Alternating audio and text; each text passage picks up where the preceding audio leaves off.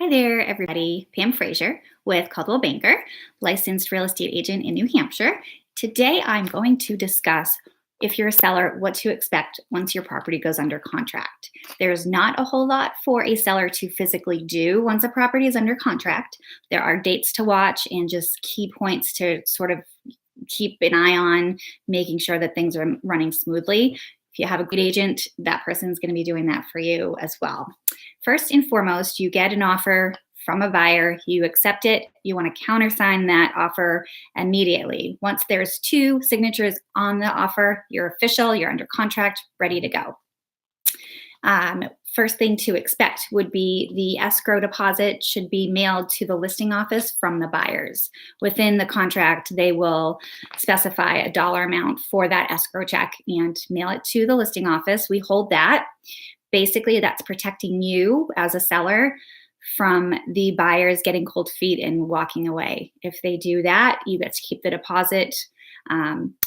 If things go awry with an inspection and you can't come to terms there, maybe an appraisal's off and you just really can't bridge that gap, the buyers typically will protect themselves within the contract and they will be able to get their deposit back due to those conditions.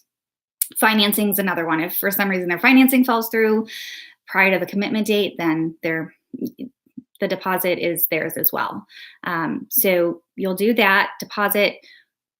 I usually push the buyer's agent to schedule the home inspection as soon as they can. So the home inspection is going to be scheduled. A buyer, buyer's agent, the listing agent, and the home inspectors are usually there.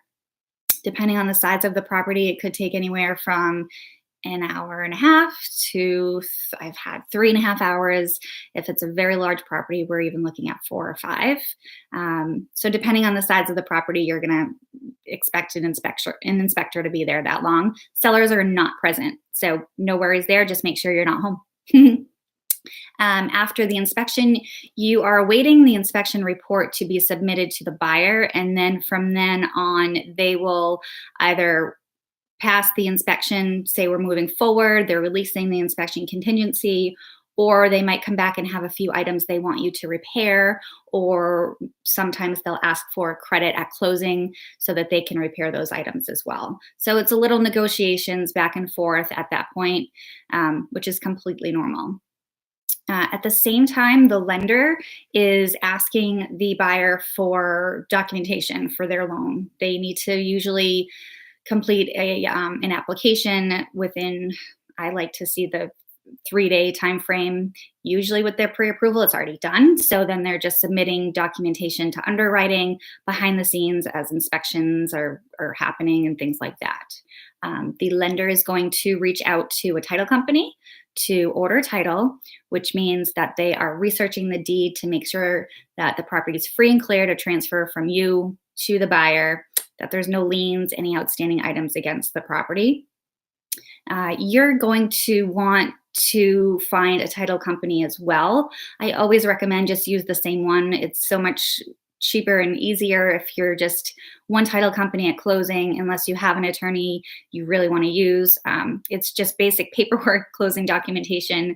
As a seller, you'll get a very big discount using the same company. So I just at that point wait to hear who the title company is. If I don't, I reach out to the lender just to get that ball rolling, and you'll receive an email from them requesting your contact information and things like that.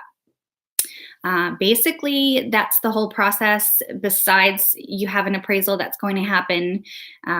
Typically, sellers are not there for an appraisal. Your listing agent will be there. I like to put together a very nice packet for the appraiser. I put the CMA in there that I submitted before putting the property on the market. I pull all the listing sheets, the data, anything that I can. I type up some special features.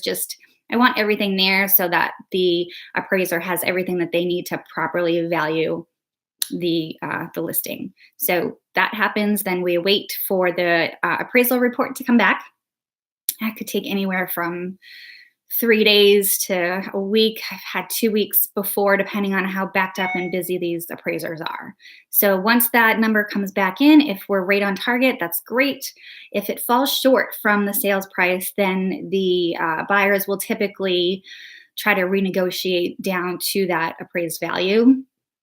I've actually had instances where there were multiple offers, and there were some that waived the appraisal. So that should be within the contract itself.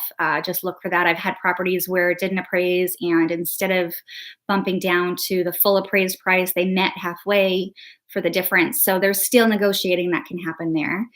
Once that's cleared away, you basically wait for your final walkthrough.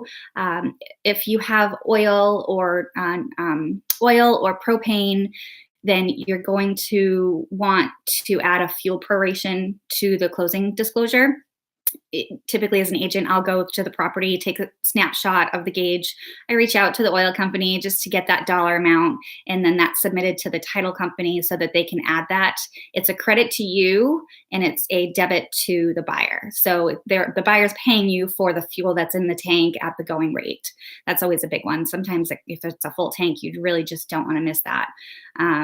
And then you go to closing and sign papers and bring your ID and all of the keys, the garage door openers, anything that you have.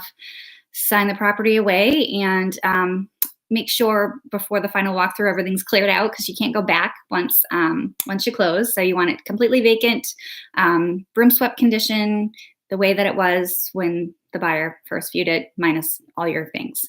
So that's about it. If you have any other questions, if you want to dig into what goes into an appraisal or what happens at a home inspection, any other videos you want me to do, or if you just want to chat, give me a call. My number is 603-318-8052.